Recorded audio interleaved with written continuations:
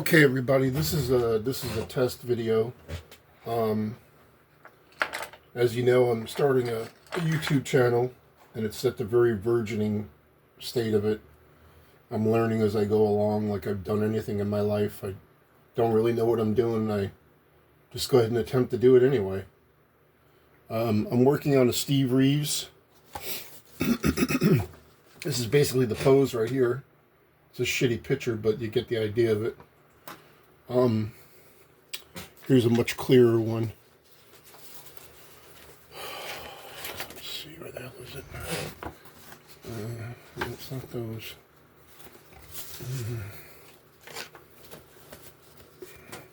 I also have to learn how to edit these things so I can take out this garbage when I screw up. But here's a good shot of what his torso looks like in that pose. You see he has extreme wide lats. He had a very high chest also, which gave him the illusion of even more width.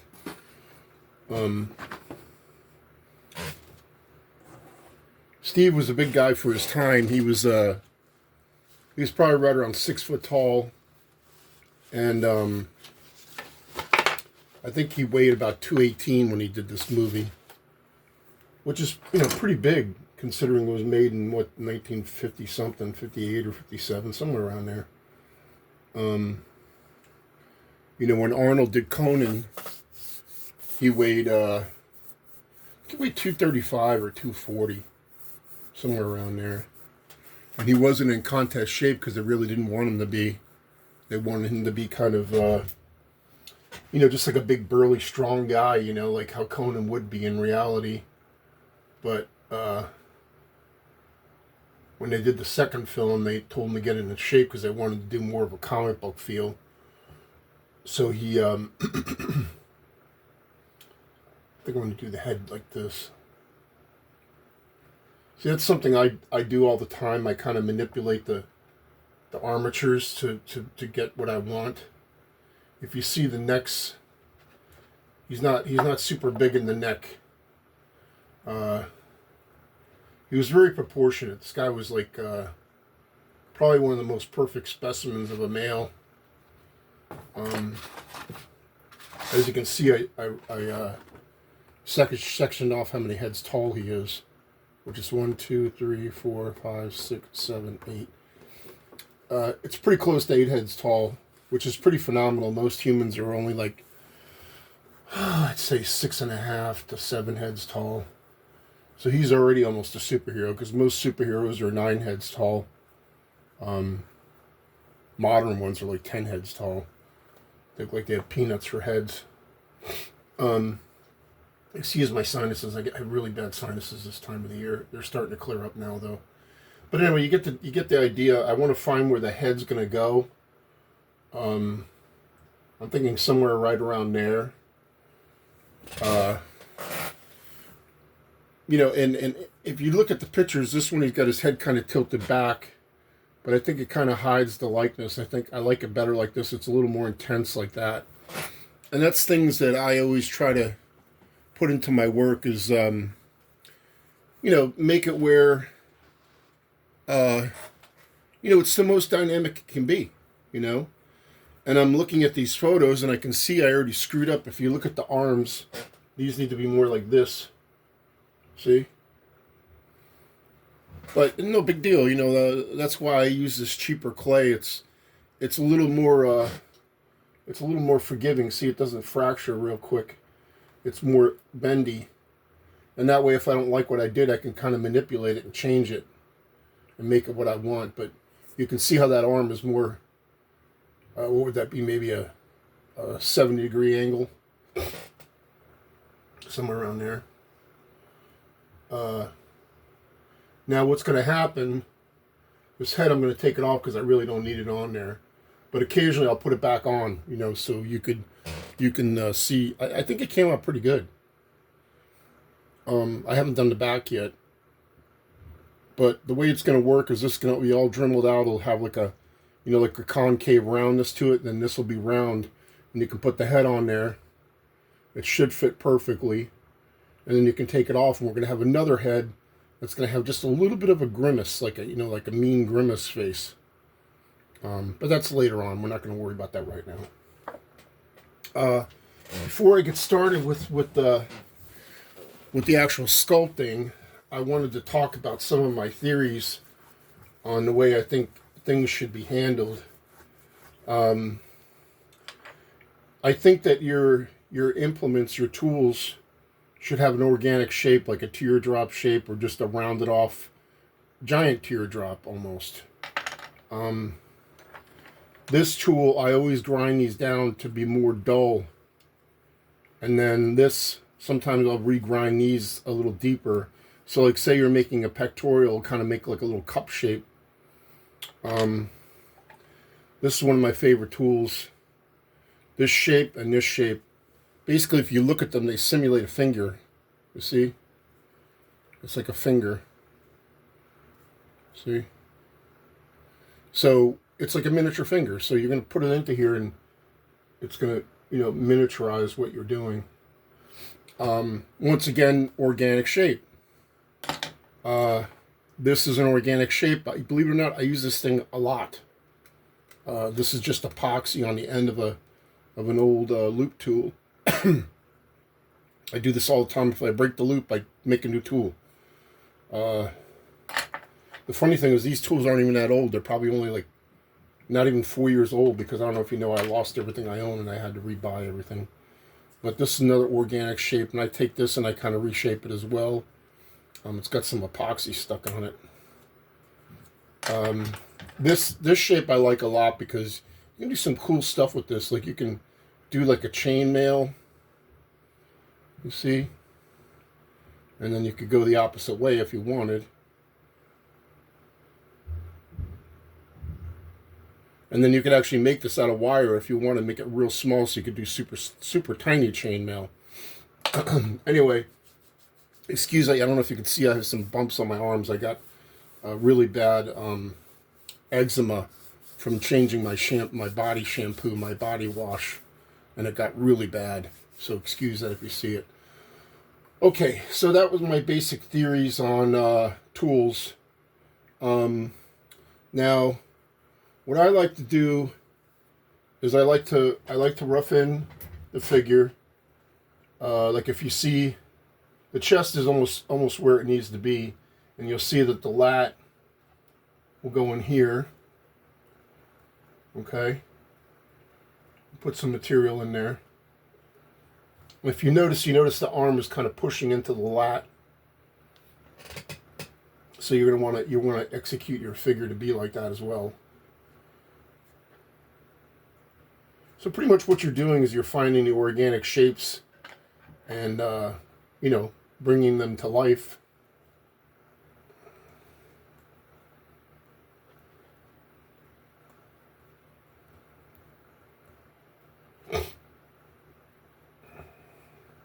And the nice part is, like this picture, you can use it as unit measurement for like where it will go in the center of the bicep or the center of the arm. And a lot of times what I'll do is I'll just do like a rough out like this, and then I'll actually cook it like this, kind of rough. I'm not done yet. I'm just giving you a general idea. But like you see how wide the waist is, like I'll create the illusion of about how wide the waist will be.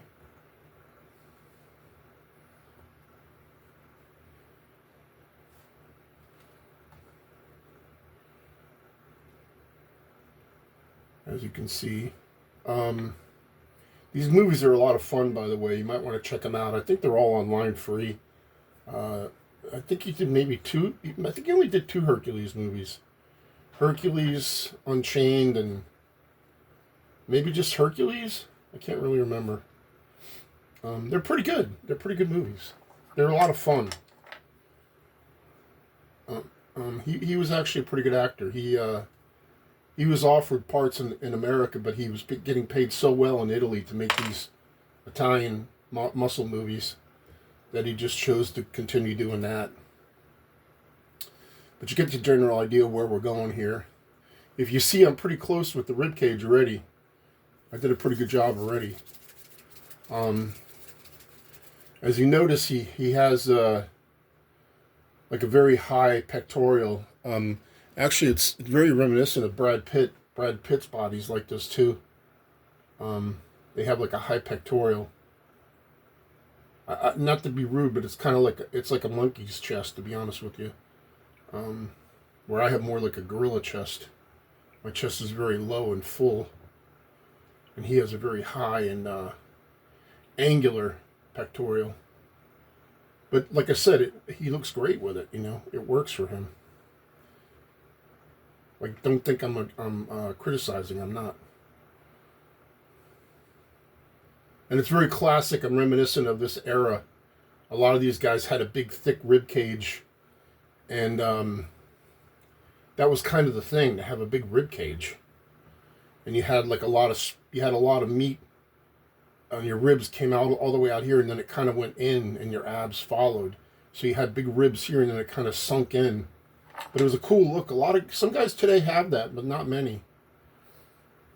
It seems like whatever they trained back in the day, they got it more prevalent.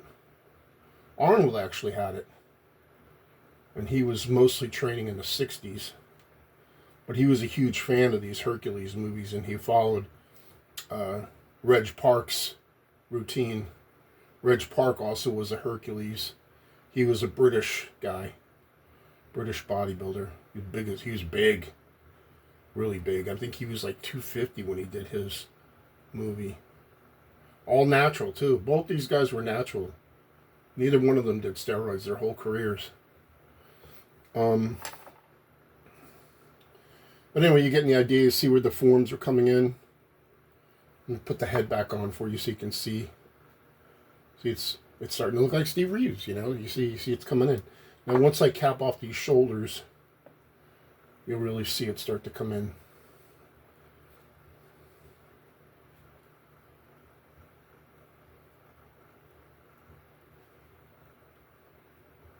But if you see how the bicep muscle goes in here and the deltoid extends out.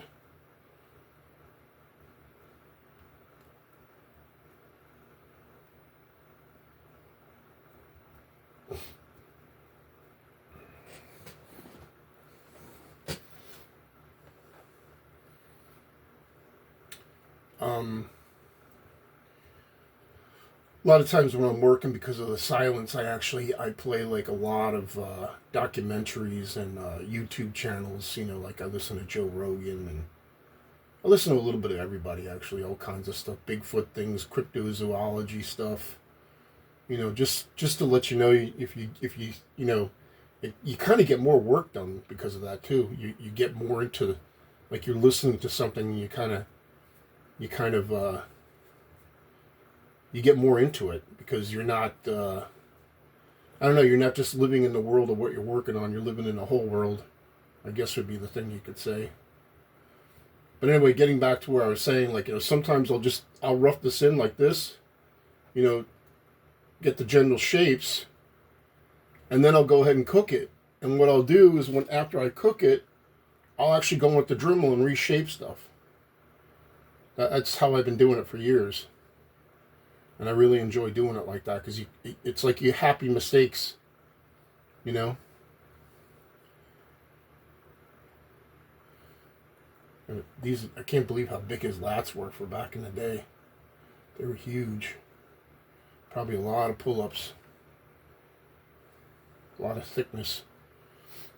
You can see how thick it is right here. It goes beyond his rib cage.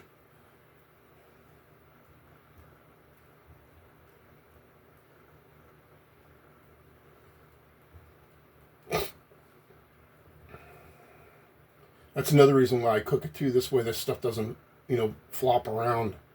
It becomes one with the armature. And then a lot of times, some of the super fine detail, I actually use Magic Sculpt, which I'll show you that too. Probably tomorrow I'll show you some of that tomorrow. You get the general idea. You see where it's kind of coming in now, kind of tuning it in. And then the bicep, I always joke and say it's like a you know, like a chicken breast, where you go like this with the chicken breast. You know, it's kind of you pull it out. But let's see. It's a little too big. He had big arms. He probably had 18 1/4 inch arms. For back in the day, that's big. For his body weight, too. You know, because he wasn't super heavy. He was like 218, somewhere around there.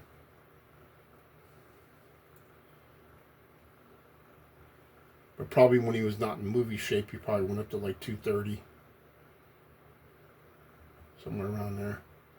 That bicep's a little too thick, but it'll work. I'll fix it later.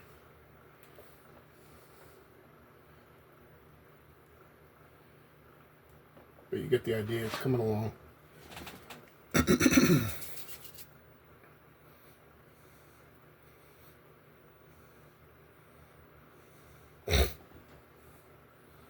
See how the point of insertion? Put it right about here.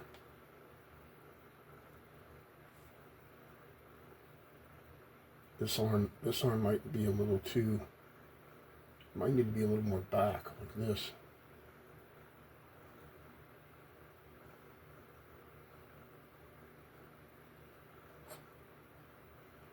Anyway, you get the idea. And if you look at the pectoral, you'll see how it ends up making a big hunk of meat coming from the shoulder across right here. Put that meat in there.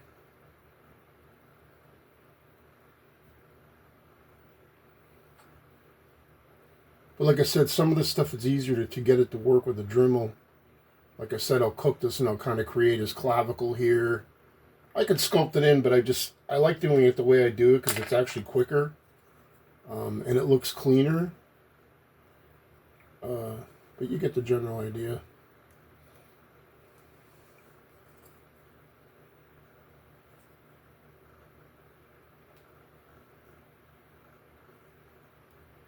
You see how that delt cap now is getting more prevalent because I lowered the trap into the hole, because that trap will actually move down onto the back when you put your arms in that position.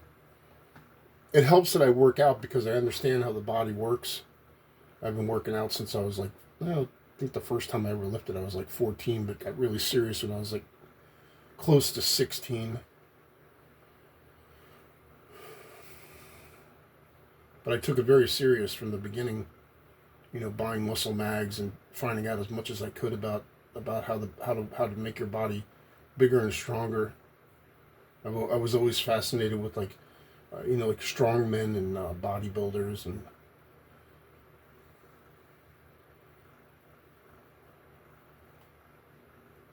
I think also too is probably my nuttiness about superheroes, you know, wanting to look like a superhero. But you see how right there, how I'm finding that shape? It's not quite there yet, but it's only a little sliver of clay and it'll change the whole look. You know what I'm saying? He's more of a V taper rather than a round taper, so I gotta take a little meat off the V. Or I should say the round, make it a little more of a V taper. This side needs a little more meat on it.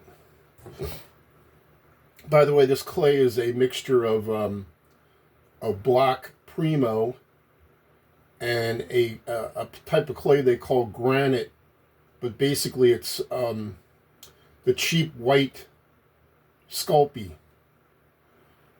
from the Polyform company. I usually buy it in a 3-pound box, and it comes in like a block, 1-pound block. But the odd thing is it has little specks of sparkles in it, but they don't affect anything. But when I add I have about this. This is the mixture of it here. The granite color is about like this, right? Then the black is like maybe about that much more, same size. And then when I mix the black, I get a nice grayish color. This is closer to what the natural color is, but even that has a little bit of the black in it. But anyway, you see the overall, what's going on here. Let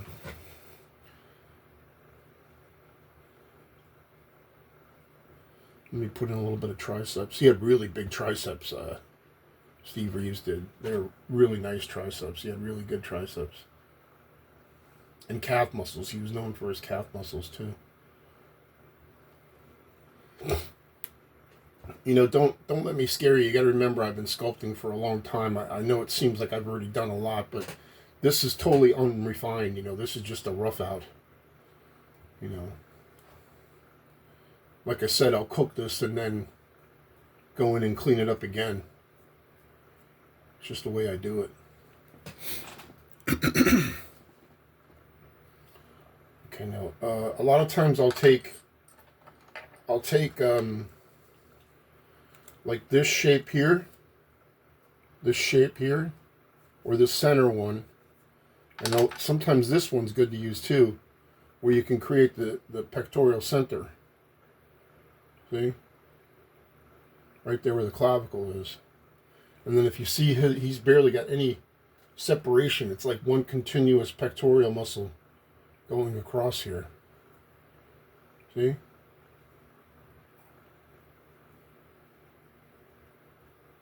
kind of get what I'm saying? And then this is good too to create that illusion of that overlapping striation of the deltoid intertwining with the pectoral. There needs more meat here.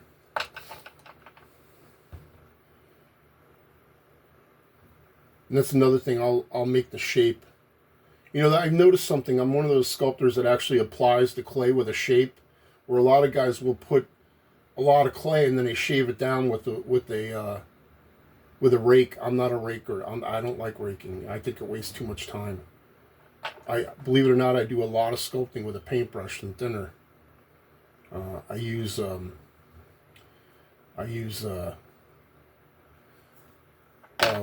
Roncinol, you know, liquid lighter fuel. It just melts the surface just enough. But I do not use rakes hardly ever. I know a lot of Hollywood guys, that's what they use, because they use you know, water-based clays or oil-based earth clays, you know, like Roma Castellina and stuff like that. I've used those things. I don't mind them. My personal opinion, which it doesn't really matter what I think they're a little archaic. I think they're a little behind the times, but that's just me. I think that there's better stuff you can use. But of course, you can't sculpt a life-size T-Rex out of this. You know, it's be insane. Why would you do that? You know, so it definitely has its high notes. You know. Anyway, so let's put the head on and see where we're at here. Yeah, see, look, it's coming out cool, right? You see it? He's actually a little wider here. A little wider.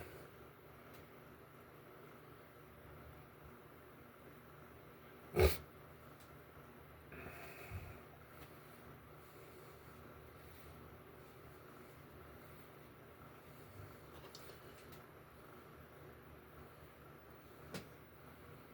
think maybe we might need a little more neck.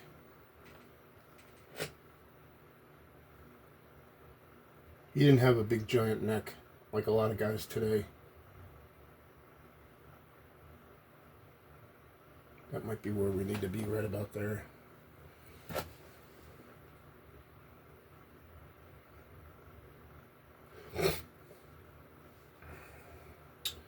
Like if you see here, it's much more flatter.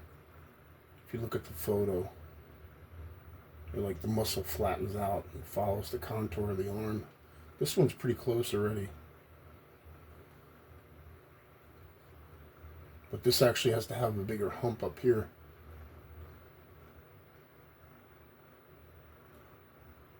You can see it in the photograph. It actually goes way past his trapezius.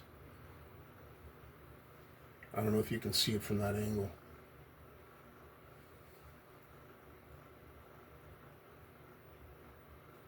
But I mean, I don't know how long I've been working on this. I'm guessing maybe only like, maybe 20 or 30 minutes. I don't know. Yeah, 25 minutes. So, this is just like a rough out, and then if you want to do a little bit of the abs, if you look, he's got like the big rib cage muscle. I actually have the same thing. I have two things on either side here.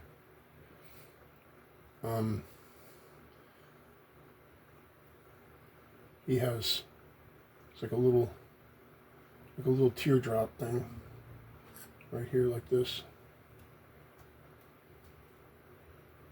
And then another little one right here, a little nodule.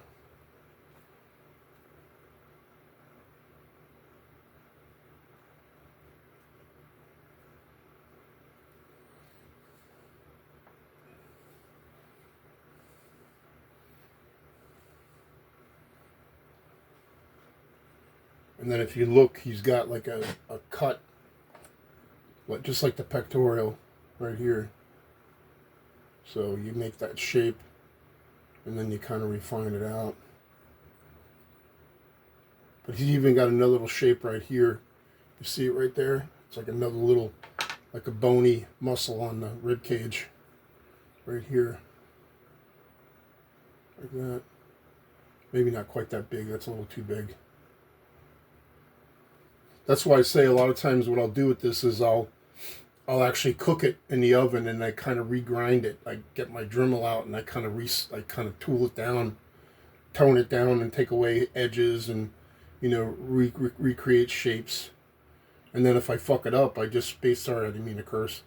And if I screw it up, I basically you just add clay again. No big deal, It's not a big deal at all. You get the general idea what I'm saying here. You see these serratus muscles? I think he's got like 3 of them. But you're only seeing 2. One's up underneath his arm. But those will be very defined right here.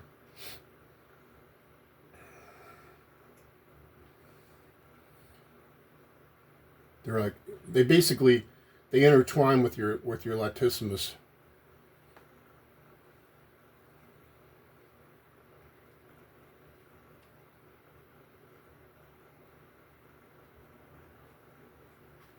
You see? I don't think we'll see this side because of the fabric going over his pectoral.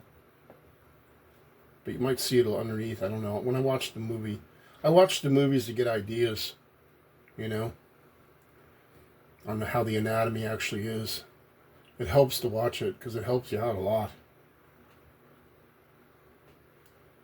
Another thing too, you got to learn about photography is that, photography sometimes morphs the reality. That's why a lot of times it's better the better thing for you to always do is to photograph your work, because if you go back and you look at it, you see things in photographs you don't see in reality. So that's why it's always good to photograph it and look at it. But you get the basic idea. See, that shape's almost there. It just needs to be refined. You see how this one overlaps a little more than that side. It's still the same. It's just a tad bit different. Just a little bit different. The body engineering is just a little different.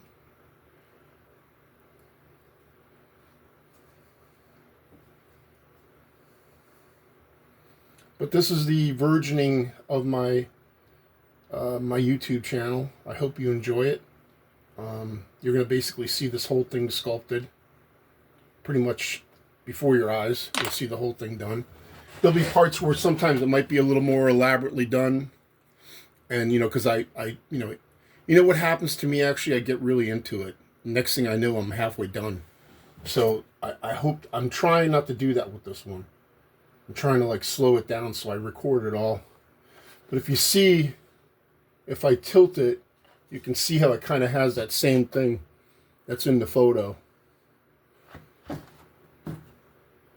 But like I said, this is just a rough out.